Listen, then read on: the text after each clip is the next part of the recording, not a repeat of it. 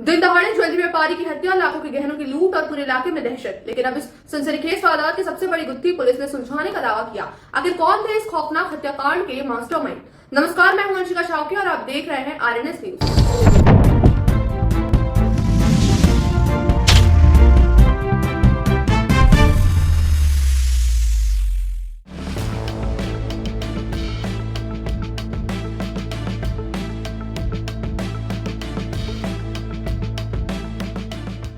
गौरेला पेंड्रा मरवाही जिले के कुटमी कला साप्ताहिक बाजार में हुए चर्चित ज्वेलरी व्यापारी प्रदीप सोनी हत्याकांड और लूटकांड का पुलिस ने बड़ा खुलासा किया। मामले में खुशीराम साहू, राजाराम साहू और गया प्रसाद रजक को गिरफ्तार किया गया है। पुलिस के अनुसार 26 मई को आरोपियों ने लूट की नीयत से प्रदीप सोनी को निशाना बनाया। विरोध करने पर देशी कट्टे से गोली मार दी गई, जिससे उनकी मौके पर ही मौत हो गई। वारदात के बाद आरोपी सोना चांदी से भरा बैग लेकर फरार हो गए थे।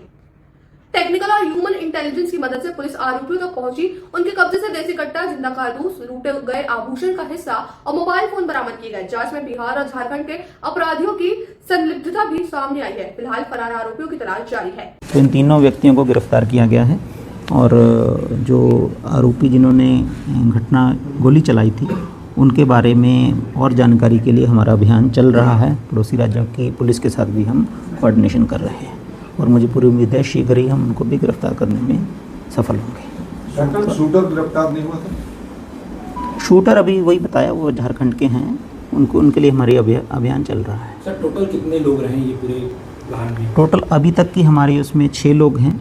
3 लोग जो यहाँ सपोर्ट किए थे, पूरा प्लानिंग किए थे, और 3 लोग जो बाहर से आए थे। मास्टरमाइंड कहाँ है? मास्टरमाइंड जो व्यक्ति आपको बताया, जो विकलांग है, सीपत के जो रहने वाले हैं, उन्होंने ही पूरा प्लानिंग करी थी। उन्होंने ही उनको बुलाया था, क्योंकि वो उनमें से एक व्यक्ति उसको पहले से जानते थे।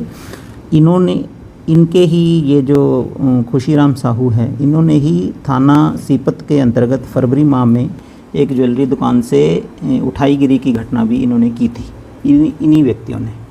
तो मास्टरमाइंड यही है, इन्होंने ही पूरा प्लान करवाया। सर, सामान जो लूट हुआ वो क्या पूरा रिकवर हो गया? क्योंकि अभी हम घर वालों से भी बात करने में हमें एग्जैक्ट अमाउंट नहीं पता चल पाया है कि कितना सामान गया था। तो ये तो जाहिर है कि पूरा सामान तो नहीं रिकवर हुआ है, पर जो इनका हिस्सा था वो अभी हमने रिकवर किया है। कुछ अभी रिकवरी बाकी है, वो भी करेंगे हम।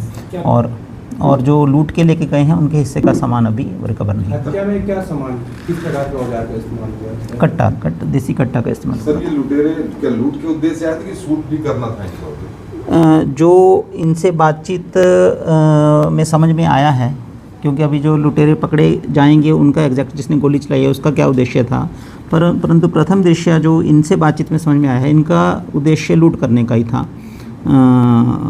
छीना झपटी में जब उन्होंने बैग लेकर भाग रहे थे तो उन्होंने काफ़ी उनके साथ जद्दोजहद की, तो उसमें हो सकता है कि उन्होंने जो गोली चलाई है उससे हत्या हुई है। तो प्रथम दृष्टया भी नहीं ऐसा प्रतीत होता, परंतु जब शूटर पकड़े जाएंगे तभी हम क्लियरली बता सकेंगे। शूटर का कोई दस्तावेज, आधार कार्ड या कुछ ऐसी चीज़? नहीं, शूटर के बारे में हमारे पास है जानकारी। हमारी टीम लगी हुई है झारखंड पुलिस से कोऑर्डिनेशन।